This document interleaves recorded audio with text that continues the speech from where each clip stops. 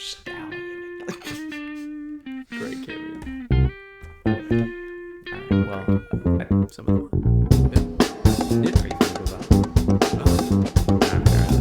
Okay, let's do it. let's do it. Alright. Yep. Hello and welcome to another episode of Not Coming Soon. If you are paying attention, you will have noticed that this episode is not coming soon on the heels of our previous episode. So we're hitting multiple dimensions of the name and staying true to ourselves and staying true to you. So, yeah, we're not going to sell out and come out on a fixed schedule. come on. Come on. Unless you pay us. Well, Yeah. I will tell you what this show is about. This show is about please. movies. The show is about the entertainment landscape. And it's a show about movies and ideas that are not coming soon. Yes. My name is Jeff Myers. My name's Ryan Myers. Thank you so much for coming. Welcome to part 3 of The White Horse. This is a time travel epic that we are describing to you in great detail and midwifing this idea through the birthing process. Yeah. And that was an analogy. before we do that. Well, okay, dude. I was watching Community last night, and yes, very nice. The best one of my favorite jokes probably that I've ever seen in a TV show. Somebody tell Britta what an analogy is. I know what it is. It's like a thought with another thought's hat on. It's Dude, excellent writing. I did a Sporkle quiz the other day of follow up that line from Community, and that was one of them. All right. Well, Anyway, beyond. yeah. We're gonna birth the White Horse Part 3 for you later in the episode, but before we get there, we just have to address that this is the first episode that we are doing since the actor strike has come to an end. Officially lifted. Yes. We're back, baby. We are back, baby. We're We did all it. back. I saw that Netflix immediately texted David Harbour dude, can you start filming Stranger Things season 4, 5? I have no idea what season of Stranger Things we're You on. guys, running out of time. They're supposed to be in high school still, I believe. Well, Anyway. so I think that the movie slate is pretty much set for the rest of the year now. Yeah. Yeah. Did you see? I think Marvel's the only theatrical release they're doing next year, or maybe the year after, is Deadpool next 3. year is Deadpool. That's 3. it. And we'll see if even they can pull that off because they're not done filming yet. No, Ryan Reynolds had to get back in the gym to get back into Deadpool shape. It's like, dang, you guys are really packing it in for the long haul. And they're expecting to go out in July. I don't think they're gonna hit that date. I don't think so. But anyway. I respect the I know the strike obviously had something to do with it, but maybe the scale back of content. Maybe we get back on. Maybe things start to right the ship. Yeah, Maybe. they have a lot of things to figure out, and I think the latest drama is the Kang of it all. Is Kang still going to be the big bad for the rest of this arc? I hear Doctor Doom being I hear talked Dr. about Doom. as the next villain, which is we haven't even addressed. But we're getting off the rails. We're getting off the rail. I was about Pedro Pascal, Mr. Fantastic, Reed Richards. Yeah, man. I like it. Sure. We'll see. I'll watch Pedro on anything. I love that. But anyway, but we have a few movies that are in theaters or about to be in theaters. Yes. Let's just do a lightning round. What do we want to see? Dude, we want to see a couple things that are out right now that I'm like, I need to go get in the theater for that. Right. Well, a couple from Studio A24. We got Priscilla Oh yeah. And we got my gosh, I forget it every freaking time. Dream Scenario, Scenario, Nick Cage. dude. Stoked On the Priscilla front, I Yes. think it is hilarious that it's coming off the heels of Elvis. Yes. And it seems like Jacob Elordi was like, I'm gonna be Elvis, and I'm gonna. Sure. Yeah, I watched. I watched Stitch. Yeah, I watched Lilo and Stitch. Knew everything I needed to know about this guy. For good measure, watched The Game Plan with Dwayne Johnson, and I'm ready to roll, baby. Here. Amazing. And then I think they said like something like Priscilla heard it, that the actual Priscilla heard him speak, and was like, wow, amazing. Yeah, here we have Austin Butler changing his genetic makeup to play Elvis, and then this guy comes in. Yeah, all right. I guess it'll be Elvis now. Okay. Dude, speaking of Elvis, we went to see it. We went to dinner theater to see Joseph and the Amazing Technicolor Dreamcoat. All right. A lovely musical. Excellent. Super fun. I knew nothing about it. A lot of fun. Spoiler: the Pharaoh from the story of Joseph. So Joseph going to the Pharaoh. Pharaoh is it's a big satire. It's one big joke. So Pharaoh is played by a guy who is imitating Elvis in like Egyptian garb. Excellent. And the guy that played him freaking knocked it out of the park. It was unbelievable. Like he sounded, I don't want to say better than Austin Butler, but I was dying laughing because it's just so spot on. And it was just blowing my mind that we're just in Indianapolis at this small dinner theater, and this incredibly talented dude is nailing one of the most famous people of all time, and we're like laughing. It's like, oh, this is funny. It's just he was really doing an amazing job. It was hilarious. Anyway, a great musical. Have you seen Joseph and the Amazing Technicolor Dreamcoat? I have not. It's a lot of fun. I had no idea what to expect going in, but it's. I mean, if Pharaoh played by a guy playing Elvis doesn't cue in on the tone, Yeah. it's great. It's great. Perfect. Anyway, yeah. That's entertainment. Yeah. Well, so if you happen to be in Indianapolis, Yeah. Beef and theater. boards. what was that? Beef and boards is what it's called. It's called beef and boards. Beef Get it. and boards? Beef and boards. Yeah. You get a lovely. You get a delightful buffet. Okay. Cherry beef. on top with a big roast beef at the end. There you Great go. stuff. You got au jus. And then they play like the stage is a board. I don't know. That one's a bit. I feel like they shoehorned it a bit, but a lot of fun. Well, Go see cool. it. Yeah. The Elvis voice is something of an abstract concept for me, honestly. Like it's I didn't experience it in real life. It's always been like this larger than life, which I guess he was and inspired all the imitations that now exist. But my experience with Elvis is all been through Elvis impersonators, right? So I don't even know what he actually sounds like, you know. Yeah. Yeah. I like it, from what I've heard, like actually like listen to like his actual recorded songs and stuff.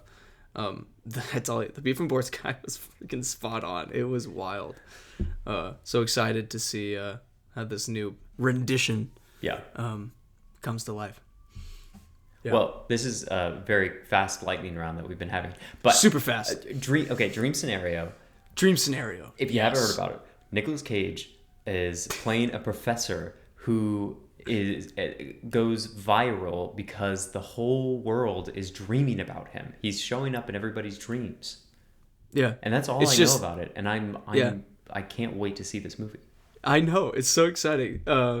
It's actually just a true story based on how everyone dreams of Nick Cage. But knowing A24 and knowing the delightful nature of Everything Everywhere All at Once, I hope this movie gets pretty wacky. I'm excited. It seems like it will. I mean, the concept is ridiculous. I want to know. I would like to meet an A24 writer. They just seem like they just do such cool stuff. Yeah. Yeah, it seems like that they are very good at finding talent, and funding that kind of experimental talent. It's cool. Yeah. And that's what I hope as they get bigger. Yeah. They don't move away from, because they all their movies have indie feels, even though they have all these they're big, doing some big people in it. What is Elon? They bought the rights to the Elon Musk book, so they're gonna do an Elon bio pick. Yeah, we'll see. I would like to submit something to the board that says you cannot do a biopic while the person is currently still doing the same things that they, I don't know, not the same That's things, obviously. Yeah. I feel like it rings a little hollow. It might be too mean to say you can't make it till they're dead. Like that's maybe not great, but it feels so strange. It feels like an incomplete story. Yeah, absolutely, yeah. It feels similar to how we had the dumb money craze, and then the movie came out like a year later. It just feel like that just happened. Why we that so it's story a weird felt like it came to a certain conclusion. I don't think that the conclusions that they ultimately came out of that movie had anything. I don't know. I didn't agree with some of the conclusions. Right. Wall Street changed forever. At the end of that, like we talked about before, but that felt like it was like, okay, this craze happened. We had all these like testimonies and hearings and all that, and now that craze has all died down, mainly because the economy wasn't overheated anymore. Like interest rates went up, and then everybody was like, maybe I spend money on food. Yeah, right. Yeah. Because that's where it came from. People using the stimulus check to just like, this is free money, I'm gonna just dump it in whatever. This doesn't need to turn into a finance pod, but have you seen all this like savings have dwindled? Like they spiked like crazy during the pandemic, and now they are like just dwindling, and credit card debt is up an insane amount. It's scary stuff. But so Elon Musk is gonna be a movie. Like, I agree. It does feel like it's gonna ring hollow because it's not over yet. Yeah. It's just gonna. I don't know what it's gonna do to his ego as well. You know, he's gonna sit in a theater, watch a movie about his life. Although I wonder if A24 will do it in a tongue-in-cheek. You would think they might jab at him. You would think so. I would think so. But I'm reading the book that they got the rights to, and it is not that. It is like Elon Musk, monster, but it's necessary for the innovation. Oh, okay. Relax, Jack Nicholson. Yeah. You need me on that wall. Okay. Well. Anyway. Good job, A24. Great job. We're excited to see what you do with it. So, any other things that are coming out on the horizon that are on your radar? I know that there's a couple things. Like I think A24 is also doing like the Iron Claw, the wrestling movie. Yes. With, what's his name? Jeremy Allen White. Jeremy Allen White's so hot right now. Dude, he is so hot right now. I don't know what's about him. He's a cool guy. He's cool. Did you watch Shameless at all? I did watch Shameless. Yeah. I don't think I've seen the last season. But yeah, Jeremy Allen White, Zac Efron. Which, have you seen the stuff about him saying through filming this movie, he's dealt with like body self-consciousness and like. I feel like he's been talking about that for like forever. Oh, has he? Like there was like a period of time, and this is where it's kind of like, do you mean what you say? Because he said like after Baywatch, he was like, I'm never going to go through a body transformation like that again. And here we are. Also, Zach, if you don't feel good about your body, my man, there's not much hope for the rest of us. So yeah, dude, everybody has issues. That's true. I was gonna say I don't want to discount what you're going through, but you look good. That's what I'm trying to say. You look good. Chin up. Wait, yes, so we got that. And then Poor Things. Poor Things. I've been hearing not a lot about like the plot and the specifics, but I've seen a lot of stills and a lot about Emma Stone in it. This is apparently very good. Cool. So this is Yeah. we have a very solid slate coming in hot. Yeah. A lot of which like feels really good. funky original stuff. Yeah. Which is what we need. Which is what we need. But then we also got Napoleon, which we haven't had really a Napoleon biopic from Ridley Scott, obviously. But I want to see that. Yeah. I think if guys, if we don't go to see it, he's gonna throw a tantrum. He was not happy when you guys did not go to see The Last Duel. So, if we want to keep him around, we might have to go see Napoleon. I think Ridley might be in a little bit of a bubble. He did release that in the rage of a pandemic. That was like right in the middle of everything. Yes. So, we'll But see. that's We'll yeah. see. There's This got is to an be Apple film, right? Yes, it is. Man, There was another Apple film. Killers of the Flower Moon. Was Killers of the Flower Moon. It's Yeah. all we weave these together. Streaming. That's right. Streaming services are funding auteurs like crazy right now. You get Killers of the Flower Moon and Napoleon with Martin Scorsese and Ridley Scott with Apple. Yeah. Netflix. David Fincher has been with Netflix since like 2015. It's crazy. And they did The Killer. The Killer. Yes. Crazy. Gosh, dude. These front segments always go far longer than we kind of expect them to. But The Killer. I really liked the draw in of the very drawn out opening. Yeah. And his methodical way he approaches his profession. That got me hooked kind of right off the bat. I had no idea what the movie was about. I knew it was an assassin, and I knew it was based on some IP, like a comic or a book or something. But I did not know that it was going to be like a John Wick style revenge. No, movie. I didn't. Yeah. Especially with that opening, I thought it was gonna be. This is set in the. It did this, but like set the stage for you so you know who this person is and what they do. I didn't think it would play into the remainder of the movie. I thought it was just gonna be, like he's gonna shoot this person, he's gonna kill him, and it's just like the killer. Yeah. But yeah, it sets it up. Yeah. And it sets up like that he's not great at what he does. Well, that was It was such an unreliable narrator the whole time. Where he's I know. That's lying I'm to actually, himself.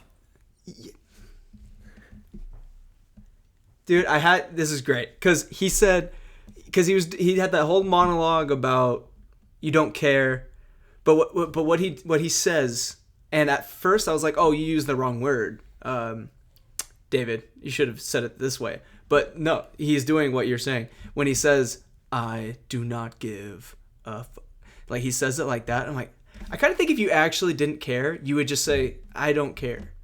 Like if they like the passion with which he said, I do not give a fuck was like proof that he does care. And that's what it kind of showed throughout the rest. I was like, oh, okay, that makes complete sense. Yeah. Writing. Yeah. And he's like very methodical and precise. But it's like it doesn't work. Like he shoots the wrong person. He doesn't dose the dog right. He almost loses to this guy, and if he hadn't impaled him on a table leg, he wouldn't have. I didn't actually look to see what he did to his ankle. What did he do to his ankle? He did.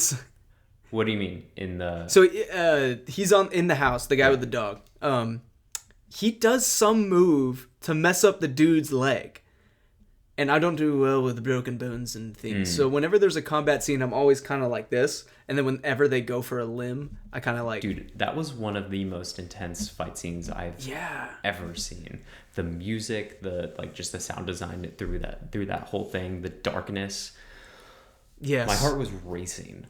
Yeah, same here. Especially 'cause I'm like on a heightened, because I'm like trying to make sure I look away whenever I see a limb about to be put in the wrong position. Yeah. That was very tense. I thought that would at least have some sort of theatrical run.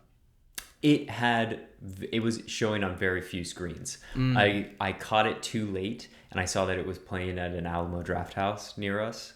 Oh yeah. And by the time I saw it, it was already going out. So I had I had 2 days of showings that I could access, and they were all sold out. Of course. Yeah. So Well, what a shame! What a shame that I know. it probably played on enough theaters to be submitted to awards, and that's it. Yes. Like yeah. they didn't advertise that it was going into theaters. They didn't do any of that. I know. That's what. Yeah. The monetary gain of awards, because to spend the money to make it play enough without advertising that you're playing it, has to mean there's a good amount of upside. Yeah. Just getting it entered for an award. Yeah.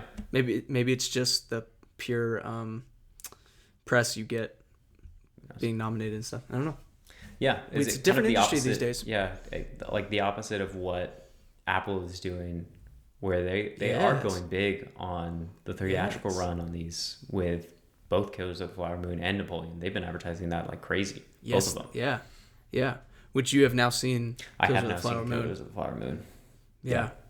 And I think I see where you're coming from on the trailer does make it look like more of a romp and more like exciting, and not exciting, but I know like that's what faster yeah. paced than what the actual movie was. But I really thought it was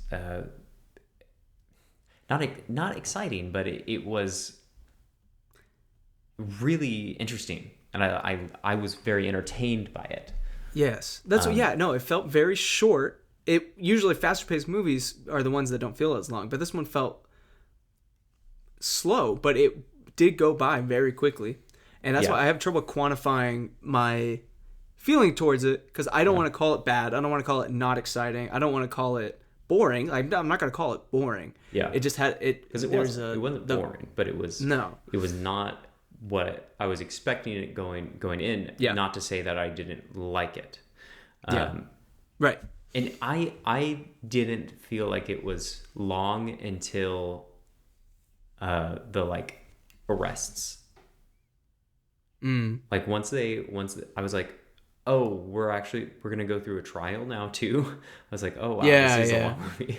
Yeah. Well, everything up until when Brendan comes on stage basically doesn't exist, because the whole time I'm just like, okay, where's Brendan? The whole I'm like, guys, we are too. I swear I saw him in the trailer. Was that a different movie I was on? So when he finally came in, I had my second wind, because I was just waiting for that. You boy. I never thought I would see Brendan Fraser on screen yelling at a cowarding Leonardo DiCaprio, calling him a boy. Incredible. That was great. And what a story. Ridiculous. Ridiculous. Because I think the worst part is that they were all incompetent in the way that they were, and flat out obvious in the way that they were carrying out these murders. Like, and even after he's arrested, Robert De Niro's character is like hapless. He's like not good at being a criminal, but it just nobody cared to look. No, and how you can be convicted of all of that, and then they're like, "No, but you're like such a good prisoner. You're good, man." Like the premeditation and the lack of humanity to do stuff like that. I'm sorry, you're not coming back. Yeah, no freaking ridiculous. way. And I was my jaw opened when instead of the rolling text, they had Scorsese go up there That was pretty, that's pretty sick. I like that a lot. Well, Yeah. Killers of the Flower Moon. Killers of the Flower Moon. 3 hours and what did we say? 45. Something like I think it was 3 hours and 29. 3 hours and 29. Yeah. It was okay. like 2 minutes shorter than The Irishman or something like that. Ah, I gotcha. Yeah, I love what Apple. I mean, I didn't think I'd say this, but I love what they're doing with. Like, they just seem to be taking a lot of time and care in their entertainment endeavors. They don't have to make any money off of it. They don't have to make it. Yeah, that's my thought exactly. I'm like, you guys you make so much money off technology. This could be your hobby. Yeah, if this moves the needle, this is your tax write-off. Yeah, exactly. If it moves the needle in any way, like if you can make up half the budget on box office and then sell a few more iPhones, then the money then the calculus makes sense, and nobody else can say that. Mm-hmm. Yeah, exactly. Well, maybe Amazon. Except Amazon, but Amazon, it seemed like they were trying for a little bit, and now they're just like, we're gonna make Lord of the Rings movies because the founder of this company likes TV shows because the founder of this company likes Lord of the Rings, and we're gonna make it exact only for him. We're gonna make this thing. Well, that's what I mean. The companies that sell commodities and have insane revenue streams outside of this, they can do whatever they want. Yeah. They don't have to try. Yeah. So that's why I like the fact that Apple is trying. Yeah. Appreciate it as I film here on my iPhone and on my Mac. You guys have me stranglehold it. Thanks, Tim. So speaking of somebody that can't do that though, yeah, Disney is struggling a little bit. Disney's struggling, but I haven't finished this because I've only watched the first episode. But Loki season 2 has finished recently. Yes, it has. I have finished Loki season 2, and I loved it. It was, when Endgame ended. Mm-hmm. And when were we told that it was going to be King the Conqueror and that time was going to be a big part of? Do you remember? I think it was shortly after Loki season 1. Oh no, it was Loki. It ended. Yeah, that's how Loki season. That's right. I was like, oh man, this new phase is going to be incredible, and it hasn't been so far. But Loki season 2.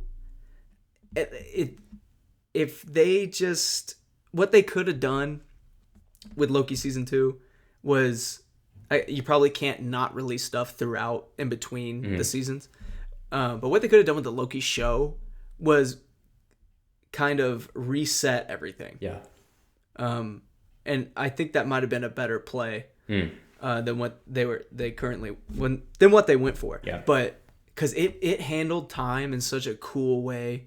And it gets so meta towards the end, and it's like, oh, and then Tom Hiddleston bringing the heat, Owen Wilson bringing the heat. It's a very good. I very much liked it. It was one of the recent Marvel ones to come out. It's the only one that I felt kind of like totally cool with saying, oh, I love that 100%. Yeah, since probably like No Way Home. Yeah. No, really. And there's no, I might have missed something, but there's no, God, that CGI looks tough. Yeah. There's none of that. Cool. So you should watch Loki. I've watched the first episode. I will definitely be checking out the rest and maybe check in later. Well, speaking of well-handled time travel stories, should we talk about The White Horse Part 3? I think so. So, do you want to give us a quick recap of where we're at on the White Horse, and then we can finish her up? Yes. So, the White Horse. The White Horse is, in our universe, a company. It deals with travel, but of the time variety. So, oh yeah. So they're like a vacation club for going to all these different places in time, and it's basically a zoo of what these places in time look like, and it's not full periods. They section off single days here and there. Like one day in the Old West, section off from the rest of the time. Those people, they don't get to live their full lives. They are given one day to live over and over again in a somewhat hellish existence. So we have our protagonist who goes on one of these excursions, and when he comes back, he realizes that his day is being sectioned off by the White Horse. So he's got to be like, okay, wait a second. That's not cool anymore. Totally fine to participate when it wasn't his day. A lot of ethical questions being raised there. So he teams up to fight against the White Horse from sectioning off his day. And forgive me if I'm missing any major plot points, because a lot of it is us just trying to talk about what we can and can't do with time travel. Right. Am I missing any so I think storylines? The biggest thing that we uncovered last time, the thing that I'm probably the most excited about, was we will start the movie with promotional materials from the White Horse that explain the world that we're entering and explain the time travel concept, where you do travel to these periods of time, and we introduce a little bit of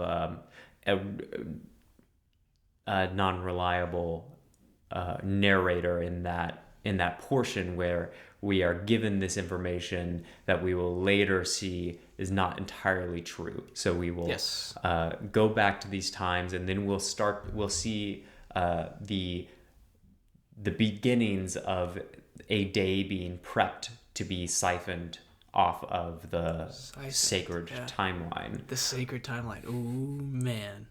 And it is not as described in the promotional materials. Mm-hmm. And I think we discussed that this is actually an experiment for the White Horse, as it is the first day that is being identified as a destination for that has the ability to time travel. So never before has the White Horse gone back to a time that could go back further. Yep. And I think you put it good last time for part 2, where you said they figure out that they're not happy zoo animals. And it's our protagonist realizing that is the reality. Yeah. Because he's experiencing that, because he comes back thinking his day is going to be cut off. Mm-hmm. And he knows what that means. But he hasn't thought about it in the context of everyone else. He kind of thinks that's happening to us, not them. Like, it's fine with them, but it's not good for anybody. Yeah. Exactly. Yeah. So I think that's where we're at.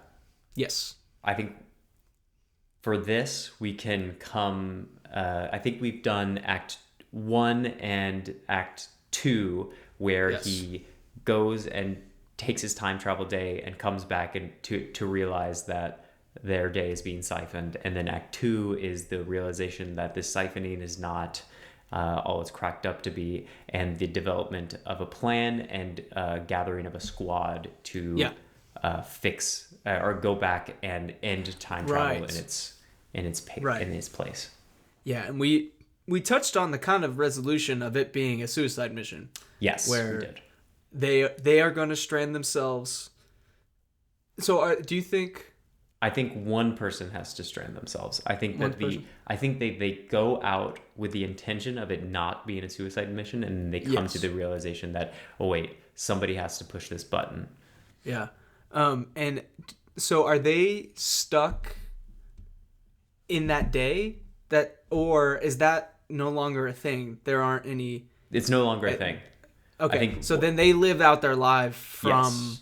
Okay. And they leave things or clues or whatever. Yeah, I think so. And then we end with a bit of a Jack Nicholson in the picture of The Shining bit. Yeah. Big Jack Nicholson Day. Big Jack Nicholson Day. Yeah, that's sick. Yeah, perfect. Okay, so what kind of feel are we going for? Do we want to do some casting decisions in this? Let's talk tone. Yes.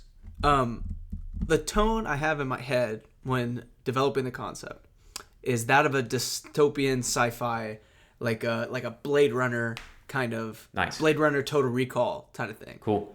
But I am obsessed with the singing duo of Chris Pine and Billy Madison in Into the Woods.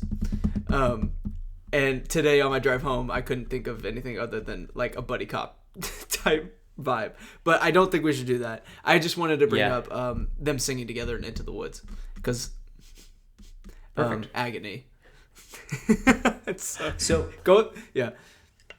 But Blade Runner Total Recall, I think is what we got to go with. I think a Chris Pine could handle that. Yeah. Are we going to take a chance on Chris Pine? Because I feel like Chris Pine's kind of fallen out of the graces with people. Did you ever see the Pool Boy or whatever his movie was? That Apparently was a disaster. Awful. A disaster. I did not see it. So, like unwatchably bad is what I heard. Yeah. I heard the same. So maybe we have his comeback, letting him know that he has zero creative control over the project.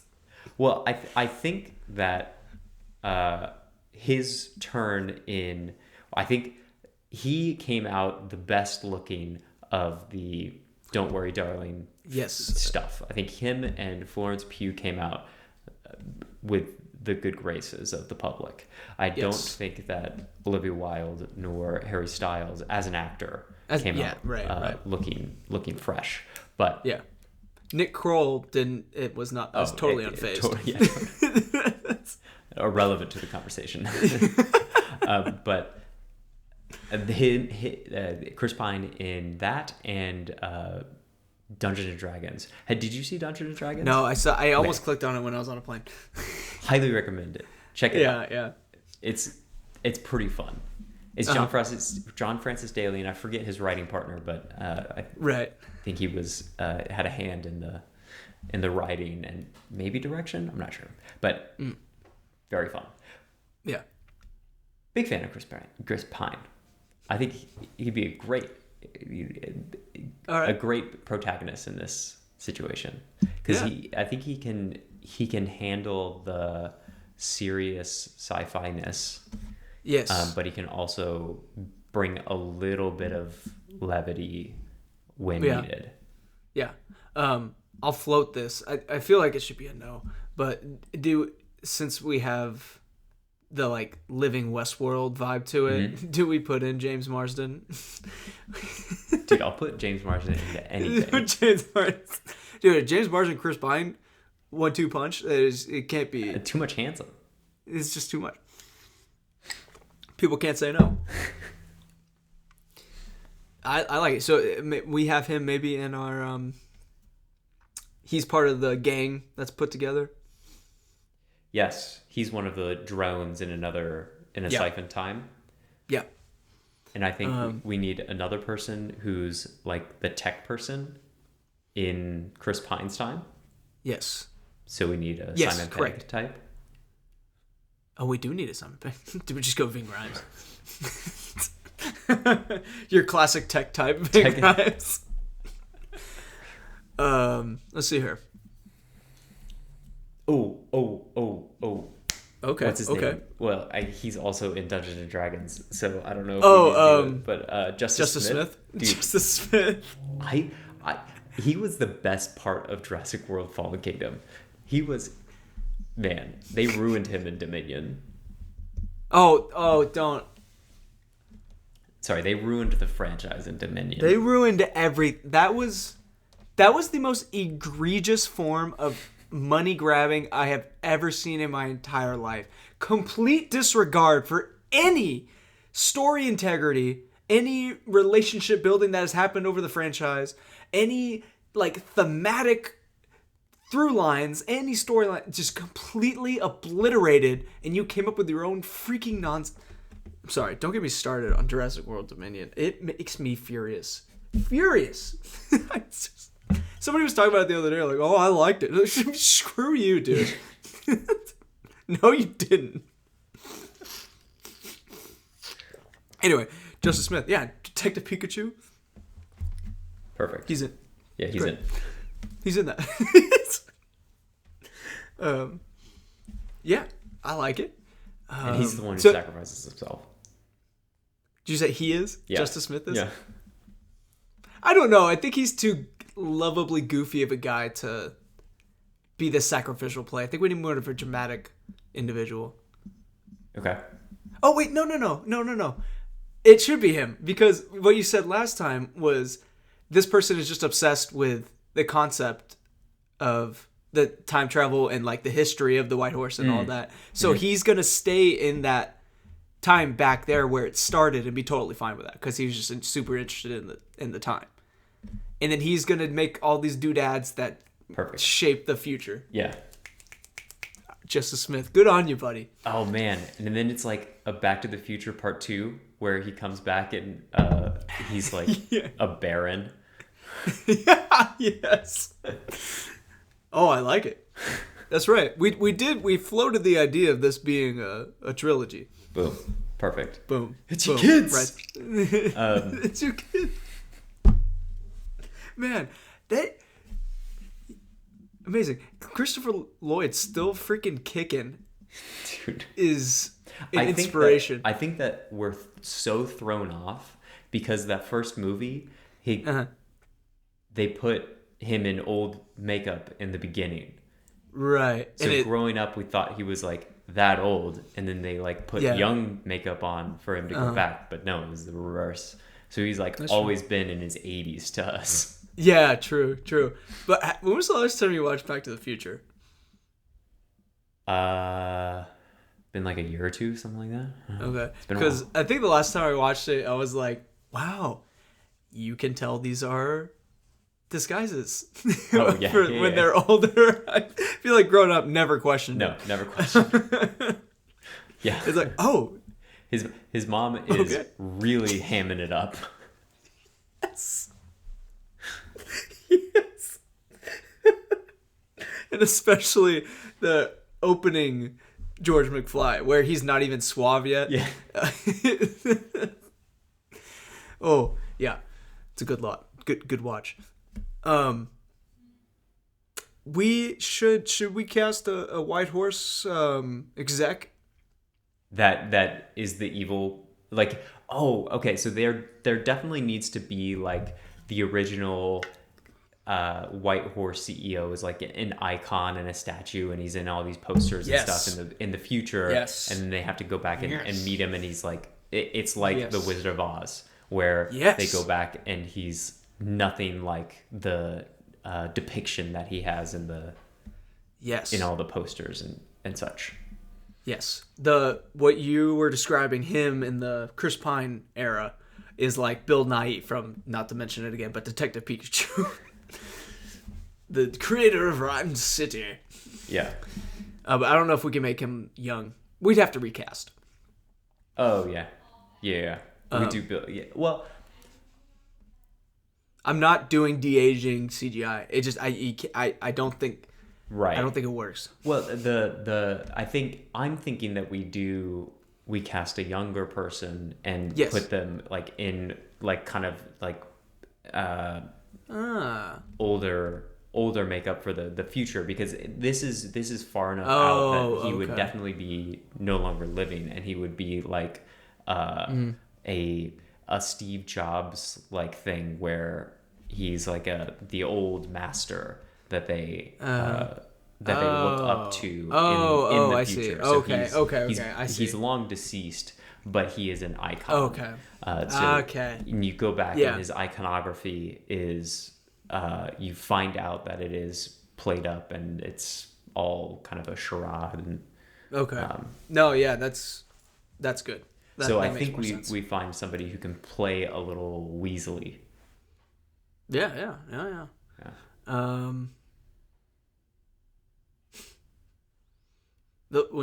First thing that comes to mind when I hear Weasley is Paul Dano. Perfect. I don't even. What's the actor's name that plays Harry Osborn in the Andrew Garfield dude, Spider-Man? I forget his name. He was in Oppenheimer. He was in Oppenheimer. Weasley. Weasley in Oppenheimer. Crap, I can't remember his name either. He might be too Weasley. He might be too Weasley. I feel like he's too Weasley. Let's see here.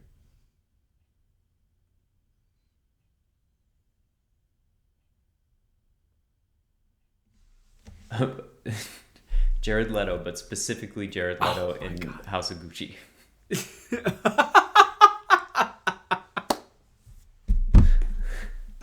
Oh man.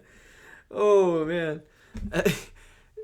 Congratulations, Jared Leto, for climbing to the top of the Empire State Building. Like, whoa, you know? This is, wow. Third the way to Mars. Do you know, I don't know what it's called, but it's like I don't think it's a sketch show. I don't know if it's a bit on SNL, if it's something, but where the two guys, God, I can't remember their names, but they are like news anchors, and they write jokes for the other one that the other one has to say. In like the Weekend Update, like SNL? Is that... Yeah, that might be it. I don't know. I only see reels of it individually, so I don't know if it's part of something else. Yeah, it's probably Weekend Update on SNL. Yeah. Okay. Anyway, but somebody wrote the joke was Jared Leto climbs to the top of the Empire State Building to promote his band 30 Seconds to Mars dropping a new album. He says that if they sell enough albums, he'll jump. That was said in the cadence of Weekend Update on SNL. So I'm assuming that's where you heard it from. That's probably it. That's probably it. I don't tune in live, as it were. Who does? I don't know. Who's like, guys, it's Saturday night. It's Saturday night, boys. Yeah, I don't know. Oh, dude, another thing I don't know is who the actual hell watches all of the new game shows that Fox shits out every year. Did you see the latest one is like, who's this celebrity? Who's this person related to? They're a celebrity. Yeah. They're behind the wall. What? What? Who cares? Who watches this? The only reason I'm watching you is because you're playing football, which...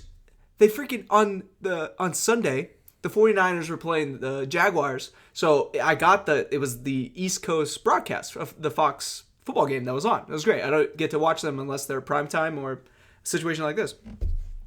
It's a blowout. I'm enjoying myself. And they come on the screen like, hey, this one looks like it's wrapped up. There's like 13 minutes left in the game.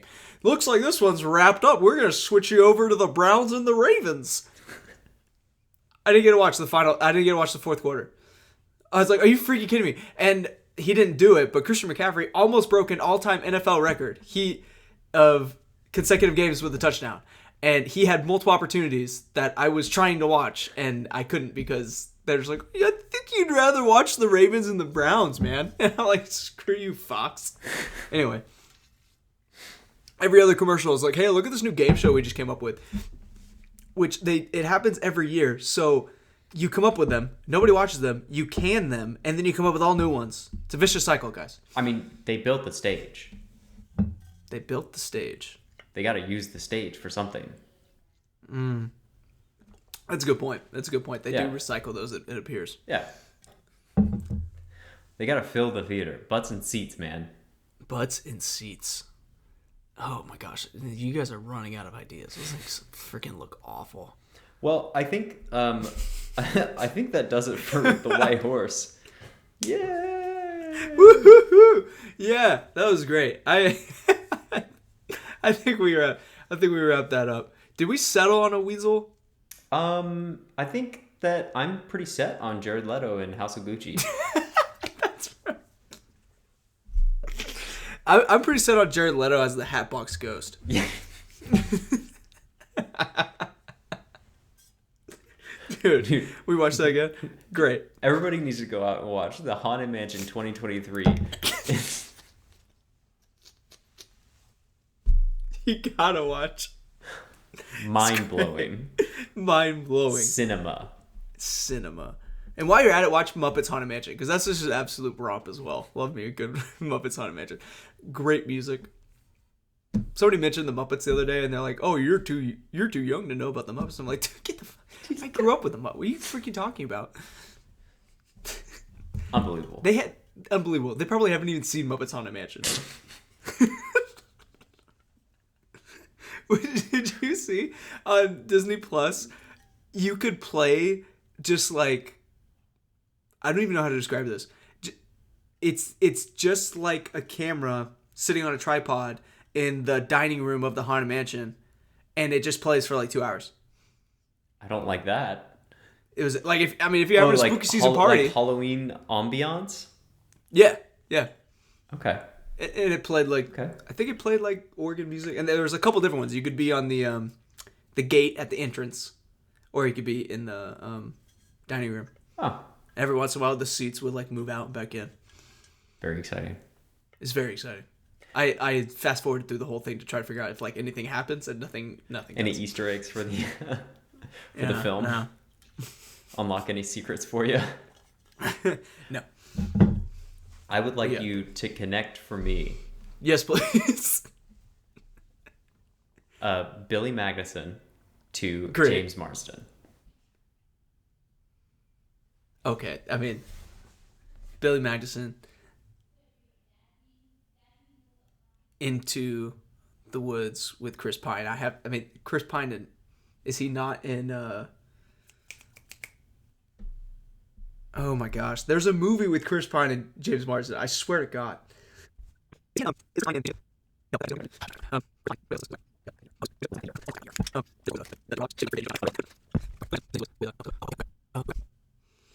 Man, I'm... Oh, James Marsden is who we're going to. Come on. Mm-hmm.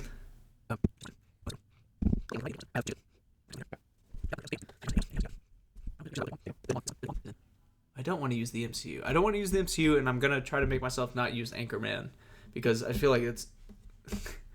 Oh, no. Okay, all right. No, cool. No, actually, no, I'm going to do it. Okay. James Marsden is in Sonic the Hedgehog with Jim Carrey. Jim Carrey is in Anchorman 2.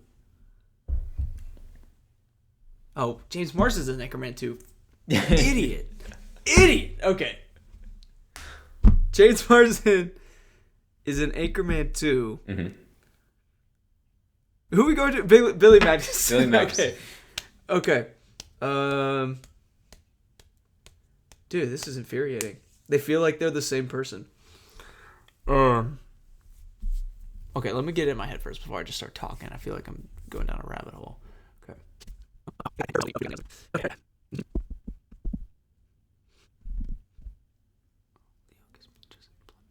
Back to Billy Magnuson. Damn it.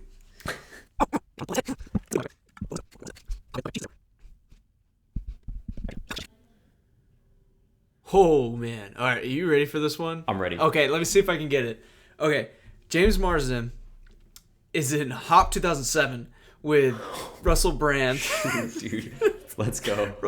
Russell Brand is in Bedtime Stories with Adam Sandler, who is in The Longest Yard with Burt Reynolds. Burt Reynolds is in Deliverance with Jon Voight, who is in Transformers with Shia LaBeouf, who is in Fury with Brad Pitt, who is in Once Upon a Time in Hollywood with Leonardo DiCaprio, who is in Killers of the Flower Moon with Jesse Plemons, yes.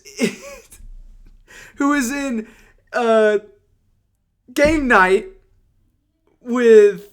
Oh, God. Tell me I'm not getting back to James Marsden. No, you got it. Who's in Game Night.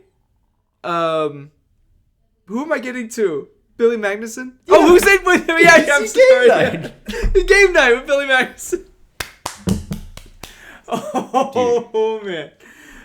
Okay. Wow. So I have two routes. The first route goes through Anchorman 2, The Legend Continues, which is Billy Magnuson is in Aladdin with Will Smith, who's in Anchorman 2, The Legend Continues with James Marsden. However, there is a more fun way to do this, which is Yeah.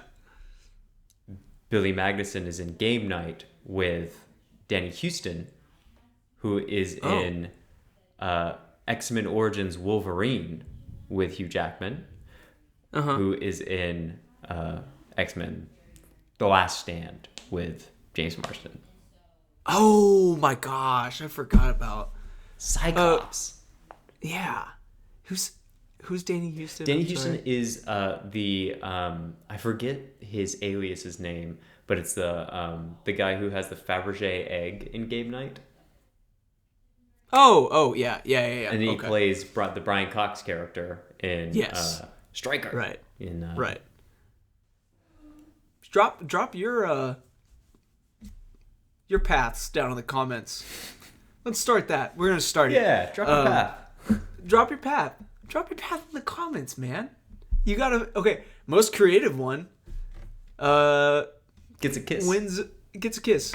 Wins a special email from your hosts over here at Not Coming Soon with your name and everything. Don't worry, we'll just figure out your email address. Just drop your comment. Just drop your comments. We'll figure it out. Actually, you win a like. We'll like your comment. Boom. Like, we won't like every single comment anytime anyone comments anything. So it's like, dude, your show sucks. Dude, like. Thanks for listening.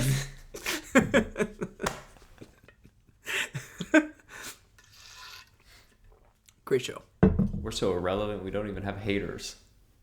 I know. That's what's so. I'm like, I was like telling myself, I'm like, usually criticism like can cut pretty deep, but I'm like, if somebody commented like you guys have the worst show ever, I'd be like, lol, dude, someone listen. Like, I will not care at all. Well, I'll care, but like I won't be. You can't knock my hustle. So do it. Do it, Anyway. please. Wow. Please do it. You Wow. want to take us out? Yeah, White Horse Part 3. It is not coming soon, much like this show. But we are so happy that you got to hear its inception with us. It's going to be wild one day when pre-production pictures is going in full tilt and we got cranking out films. And you guys will be like, wow, remember that episode of Not Coming Soon I listened to 15 years ago? Here it is. The fully fleshed out Boom. idea that you're going to go see in theaters here in a second started right here. So thank you so much for coming. Again, drop a comment, drop your link path out in the comments. Comment anything. We will respond, most likely. So thank you so much for coming again. My name has been Ryan. I have been Jeff today. Yep. And we're going to catch you next time on Not Coming Soon. And really, we hope you get to where you're going. Doesn't matter how long it takes. One right foot in front of the other. You'll make it. Peace out. Yeah. Yeah.